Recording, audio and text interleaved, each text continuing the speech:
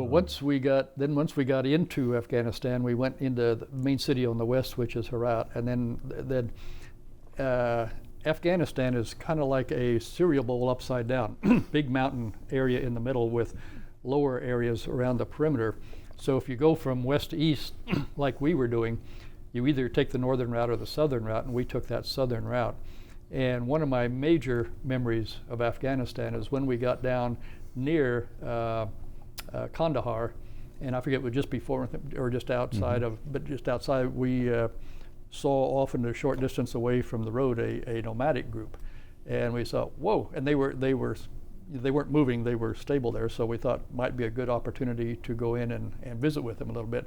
So we did, and discovered to our delight they spoke Farsi, or at least close enough to Farsi, and we did, so we could actually communicate with them. And they were open to that and invite us in to have tea and bite to eat, and so it was a wonderful opportunity to get to meet and engage a old nomadic group for a little bit. But there were a number of memories, you'll share some of those, but my main one was we were sitting there visiting with them, and then we asked them if it'd be okay if we took some pictures, and they said, thought a little bit, said, okay, yeah. So we were taking pictures away and getting some great pictures. And then they said, in Farsi, which we understood, could we have a copy of that picture? And somewhere along the line, apparently they'd, what do you call it, not the Kodak thing that prints those out. Those anyway, yeah. But we didn't have that kind of camera. And so we said to them, we absolutely would if we could, but these cameras don't generate pictures right away. We have to send our film off to be developed and so forth. And there was this pause on their end of silence for a little bit, and then they said in Farsi to each other, "Durug migan," which we knew meant they're lying. And we our alarm bells went off, and so we had to try to really explain some more. There are different kind of cameras. Some do that and some don't, and these are the ones that don't do that. So if you have a mailing address, which you don't as a nomadic group, we'd be glad to send you one, but we just didn't know how to overcome that. But I think finally they did at least accept our thing that these were not cameras that we could give to them, but we really would have. But it was dicey there for a minute. I know a number of the photographs that I had taken my 500 millimeter lens and gone up behind the vehicles. And so I was taking the photographs well away from the group. And get a little more discreet, but fun pictures. So I don't know, is there anything more you want to say about that? No, there were some small, they were called Kuchi, and they're basically minor nomads that move about, and they could be affiliated with the Pushtun or with the Tajiks or other groups. But they were really interesting people, and scattered, obviously, rather impoverished, and so on. But wonderful. One of the things that struck me about the Afghans in general was how proud they were. And just really, the Iranians have institutional submissiveness in a sense. They're peacemakers that come.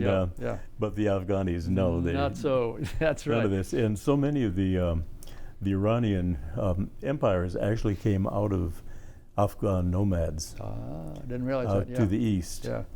And anyways, they're a fascinating country. Well, I don't remember it was all along the way, but maybe I'll move our story along. But as we moved from this tribal group down near Kandahar and moved on over to Kabul, which not many people in the West had heard of at that time, but of course been major in the news, Western news for the last several decades. But we got into Kabul, moving around town and just seeing the people and hearing stories and talking to expatriates who'd been living there a while. One of the things that struck me that has been very prophetic since then is I looked at these people and had learned a little bit about this history and how extremely adept, well, two things. They're very ready to fight. At a very young age, they learn how to use guns meaningfully, not just to hunt birds, but against other human enemies, whether they're other Afghanis or outsiders, and how adept they are at using the mountainous terrain to fight with advantage to themselves. I just looked at them and said to myself, nobody will ever, no outsider will ever conquer these people in Afghanistan. They just know their land and how to fight too well. And that has been the case. Russians couldn't do it. The Americans haven't been able to do it. And I don't think that anyone ever will. But then, so that was just a comment and an additional note on what you were saying. But then we moved into Kabul there, met some of the Peace Corps people there because there was a Peace Corps program there. But one of the highlight stories for us was we met this Peace Corps guy. I don't remember his name now, but he was taking us around town and said, would you like to go to this little place where the guy has some typical snake charmer, cobra snakes kind of thing? We said, well, yeah, that'd be interesting. We'd never done that back home. So we went into this little place. I mean, it was probably, maybe 6 to 10 feet wide and maybe 10 to 14 feet long. I mean, very small, had a couple seats, and we had 4 of us, plus the other Peace Corps guy, plus the snake charmer. We're sitting there, and we didn't really see any snakes, but there were all these little baskets around here. And all of a sudden, I was sitting there, and I'm not a snake, I mean, I'm a snake phobe. Snakes really, all of a sudden he picked up a basket and dumped a cobra, literally 2 feet from my feet. And I just about went out of my seat. But before I could even respond, the snake was on the ground, the cobra, and just like that, the snake charmer had turned his mongoose loose, and the mongoose had the cobra snapped behind the neck and didn't kill it because the snake charmer pulled the mongoose off, took the cobra and put it back in the basket. But I mean, just in seconds, I had a cobra, I had a mongoose, and I had the cobra back in the basket. It was just brought to life all these exotic stories you hear about the Eastern world, the Orient, as it were, right there in front of me, live here. What struck me with that was, of course, not being able to escape quickly with the snakes and so on. But when I looked at his hands, they were all sort of gnarled and missing fingers, and and I was wondering, is this guy really good? You know, that's when he didn't quite get him fast enough, he lost a finger. Well, whatever, whatever, And how did he survive all those if they were bites or whatever going on there? But special adventures you don't forget soon. You see anything else you think of about Kabul before we head off here? No, not really. It has an interesting history, as you'd mentioned, the Russians, Americans, and this competition and so on.